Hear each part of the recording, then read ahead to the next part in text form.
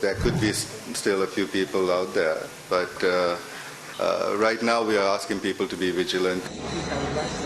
Details have started to emerge about how a little-known, under-financed local group was able to accomplish one of the world's deadliest terror attacks.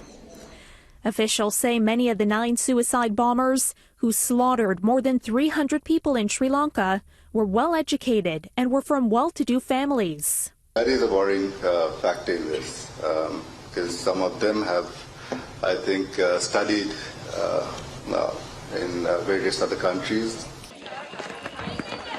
2 local extremist Muslim groups have been blamed for blowing up churches on Easter Sunday within minutes of each other.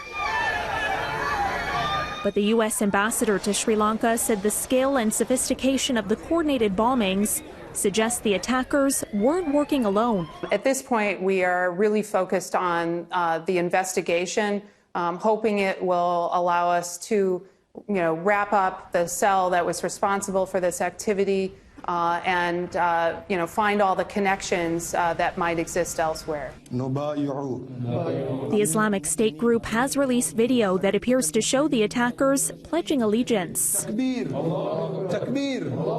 Despite losing a lot of territory, ISIS proves it is still a deadly force with global reach by claiming responsibility.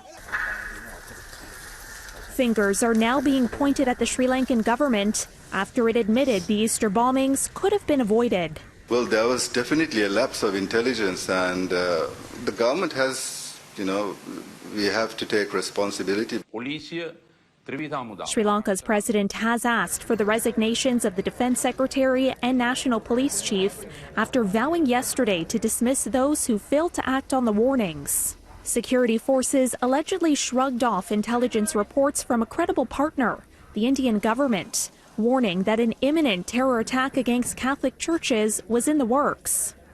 Sri Lanka's deputy defense minister says a secret memo was shared with only a few officials, and life went on until April 21st. Reasons may be a mystery. For me, it's political. Sri Lanka's opposition lawmakers believe the warnings were ignored because of political divisions at the heart of the government. As a team of investigators, including FBI agents, sift through the debris of mass murder, the president insists he wasn't aware of the intelligence reports, and that's why he didn't heed advance warnings.